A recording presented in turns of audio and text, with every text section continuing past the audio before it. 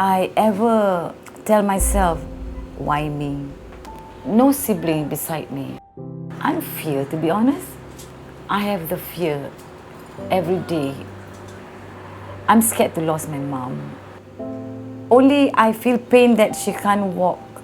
Only I feel pain that she can't talk much to express herself.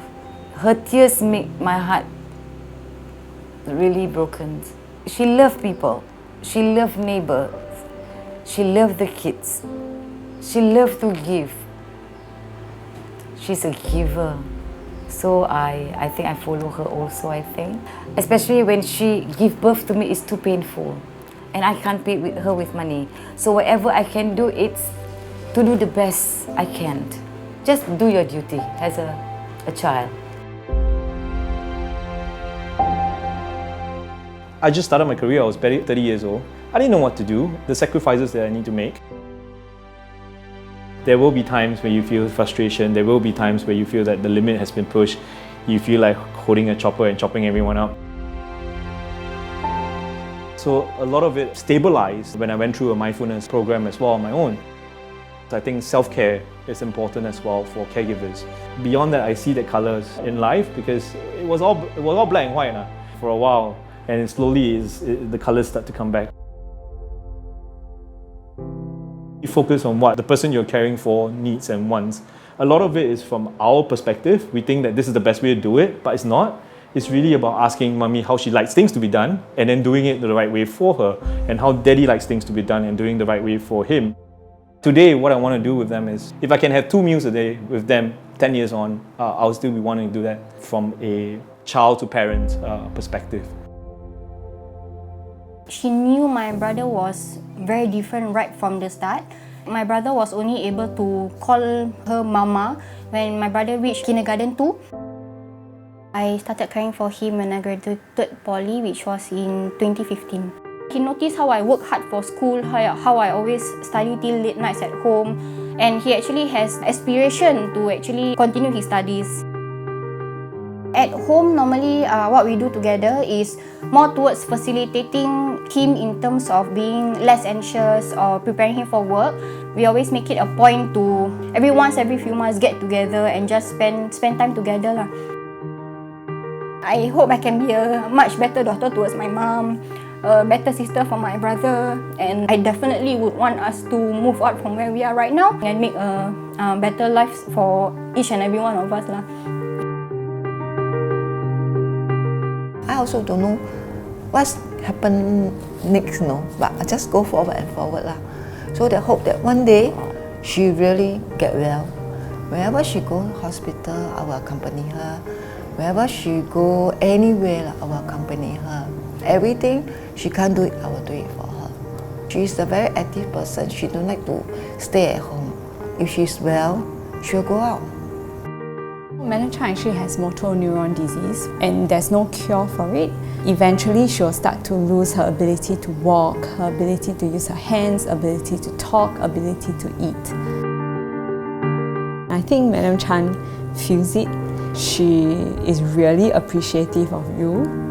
She really wants to say a big thank you to you, and same to us too. You've shown us how much love you have for Madam Chan. I just want to care for her only. As a friend, when she need, I will care for you.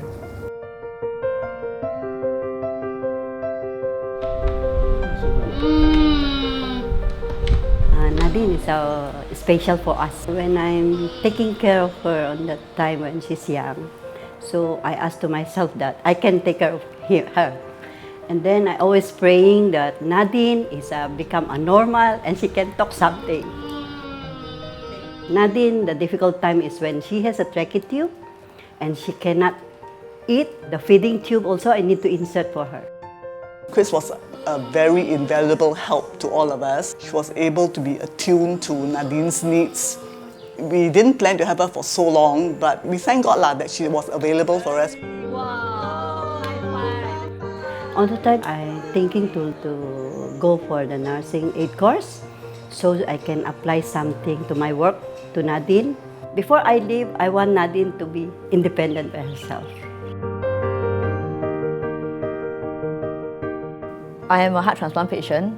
In a way, I took a nursing student's heart.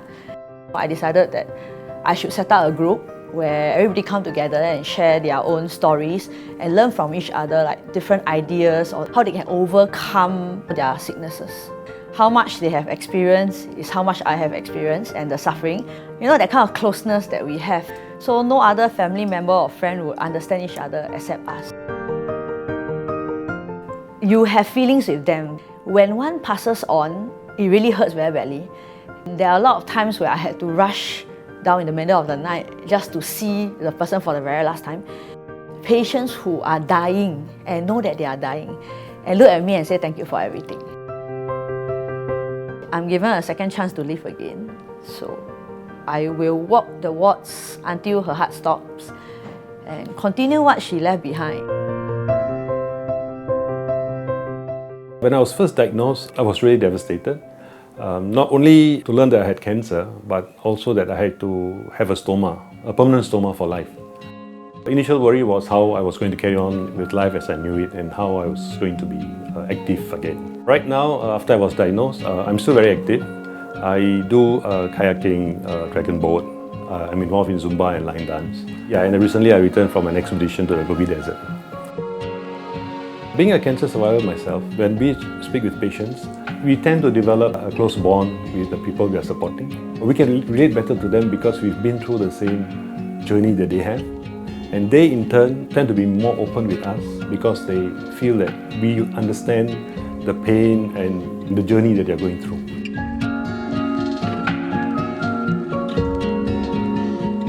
When patients get diagnosed with this, they usually think that's the end, you see. So they're very worried. So they need support, they need advice, they need encouragement.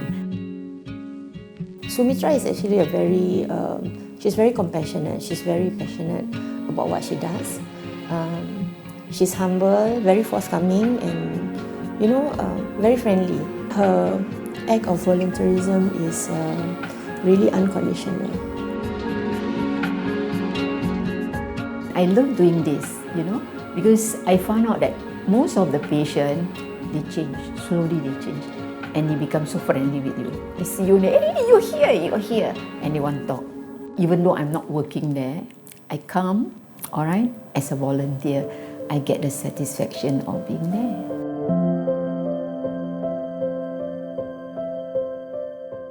Some of them have to use plastic bag to carry their drainage bottle. So it was really heartbreaking when I heard that. I counted that there was 14,668 stitches in every bag. Each bag will need 262 meters of yarn. For an average knitter with an average speed, it will take 22 hours to complete one bag. So some of my knitters, they take 2 or 3 months because more than half of us are working.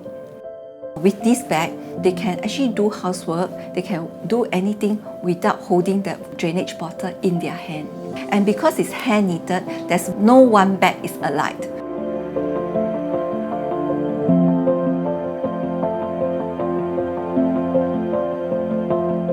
I want to give them a sling bag that nobody can tell that they're actually patients.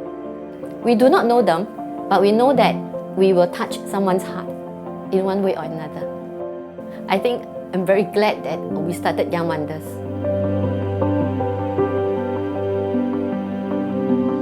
Yeah, of course it's better if we can communicate with the patient by same language.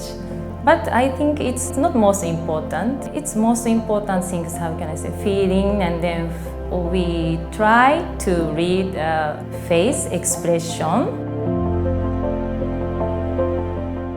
Some trying to not to ask, but nosy person like me just ask the stuff like I haven't seen Mr. such or Madam such, and then what happened, and then when they told me they're no longer with us, it's hard, but then I thought this is hospice, so it's really nice we could get involved a bit last period of their lives.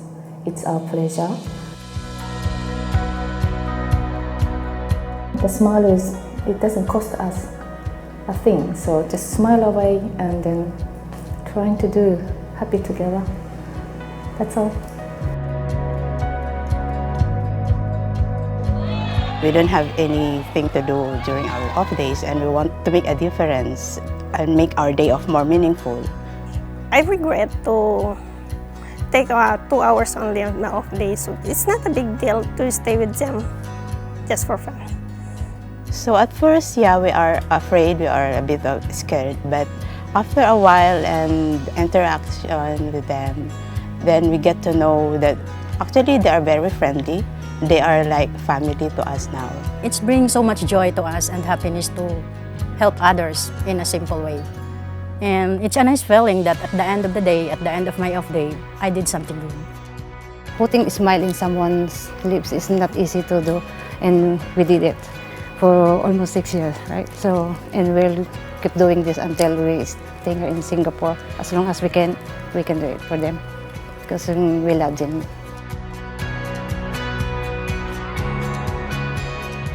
I found out from NKF that they're actually in need of drivers for the patient escort, and since I own a car, so I feel that this is a good way that I can contribute. The patients are located in various parts of Singapore, so essentially I have to look up my street directory to find out where they're staying. If necessary, sometimes I do a pre-visit to explore, make sure that I go to the right place. What inspired me more is just the patients themselves. In spite of their medical condition, most of them are actually still very positive in their outlook. They take things very positively a day at a time. It's already fetched me and helped me already around 3 years. Got one time he went to go for holiday, replaced the son-in-law to fetch me from Johor to Singapore. And then he are very kind people, caring, and then I'm thankful to him.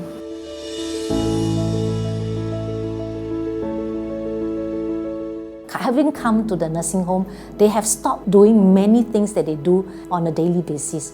So allowing them to get back to it is really helping them to renormalize, giving them a sense of purpose once again.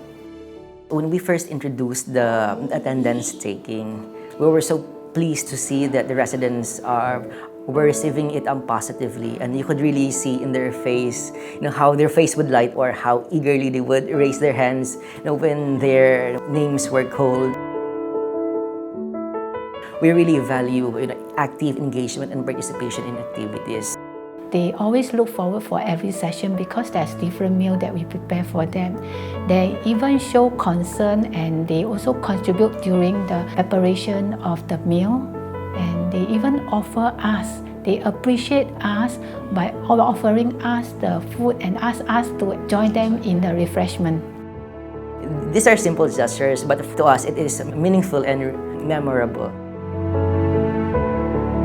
A lot of times we hear about people saying that volunteer services are never as good as paid professional services, but I would definitely have to disagree with that. Because volunteers have passion and they have a commitment because they really believe in the cause that they're doing. Believe that good things, you cannot keep it to yourself, it has to be shared as well. We were on this basic setup for about 2 to 3 years before we started to expand and we started acquiring more resources. When we first started, there was no trained nurse. What we did was that we pushed for our dental assistant Nay to actually be the first nursing aide to undergo the NITEC course. And because he's a nursing aide within the home, he understands the behaviors of individual patients. This set of skills does not only enable me to earn a living, but it also allows me to really help others in very visible ways.